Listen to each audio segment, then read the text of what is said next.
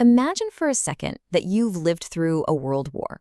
You've seen the absolute best and, well, the absolute worst that people are capable of.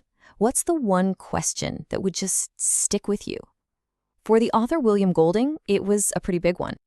Are we born good, or is there something darker, something savage, baked into our DNA? Now, this wasn't just some clever thought experiment for him. This single question became the obsession that drove his entire life and all of his work. And of course, it's the question that led him to write one of the most haunting, and let's be honest, most argued about novels you probably had to read in school, Lord of the Flies. So to really get the book, we first have to get the man.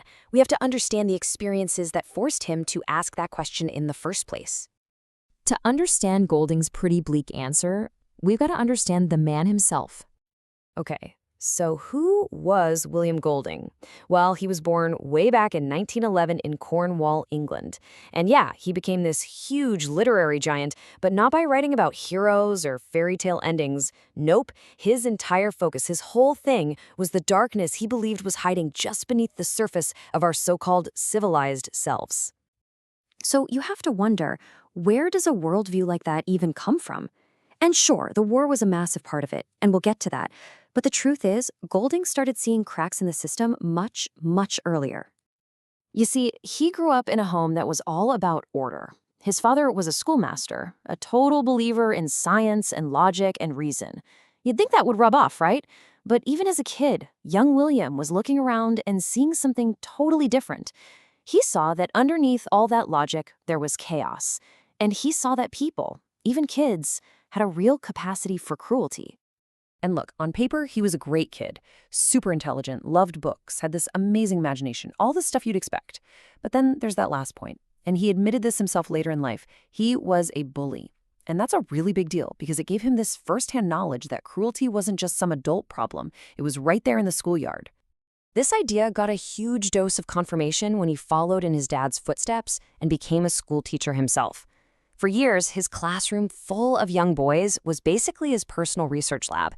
He saw how they behaved when they thought no adults were looking, the power dynamics, the rivalries, the sudden flashes of violence. That island in Lord of the Flies, it wasn't pure fantasy. It was inspired by his classroom. So if his childhood planted the seeds of doubt, World War II was the event that just shattered any illusions he had left.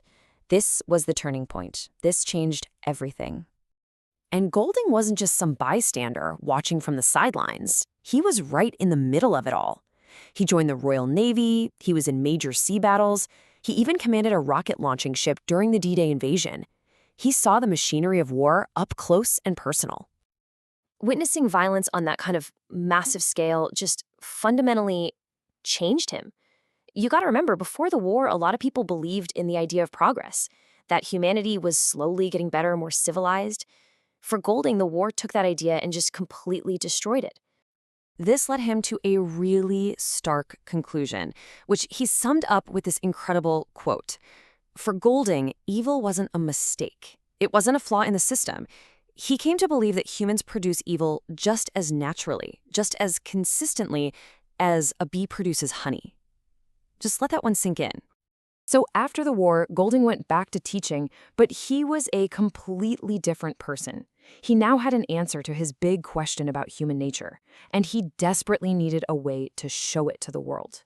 And that way was Lord of the Flies. But here's the thing, getting this incredibly bleak vision of humanity published was not easy. The book was rejected by more than 20 publishers. It seemed like nobody wanted to hear what he had to say. When it was finally published in 1954, the novel laid out his argument like a terrifying experiment. Step 1. Take a group of well-behaved, civilized English schoolboys and strand them on an island. Step 2. Get rid of all the authority. No parents, no teachers, no rules. Step 3. Just watch what happens. For Golding, the result was inevitable.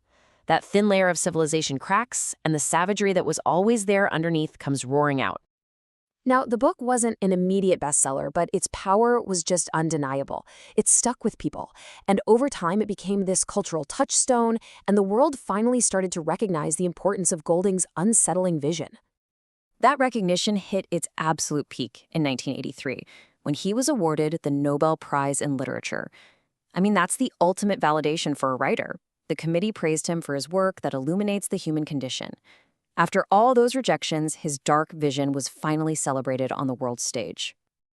And these ideas weren't just in one book. His entire career was spent exploring these themes over and over. That feeling that society is fragile, the constant battle inside us between our smart, rational brains and our primal instincts, and that tragic moment when innocence is lost forever.